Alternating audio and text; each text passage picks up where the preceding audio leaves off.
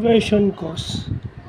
So, ito nung conversion cost is yung expenses, operational expenses or expenses that is needed to convert raw materials into a sellable product or into a single product or hardware. So, ito yung kailangan mo para ma-convert mo yung raw materials mo into a hardware. So, formula, direct labor plus manufacturing overhead. So, yung manufacturing overhead, ito yung kuryente. Ito yung ito yung kuryente, kung may fuel, na involved, yung fuel charges, basta anything na sobra. No, yung internet na ginagamit sa pagre-research, pwede yan.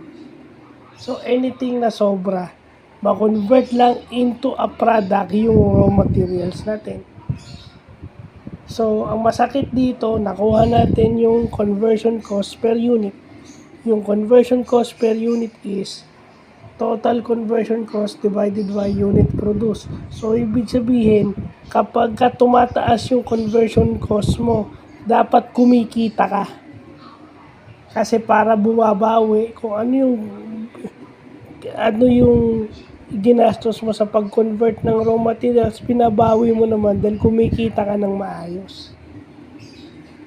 So, ibig sabihin, maayos yung trabaho pag ganyan. So, yun yung mga bagay na natututunan natin, Di ba? Yan yung dalawa, yung conversion cost at yung conversion cost per unit sa hardware economics. Yan yung mga natututunan ng Sir Osio, At again, kung wala kang management background, management lang to, operations management, management in particular, basta anything na may concern sa production. Yan. So, yun lang po.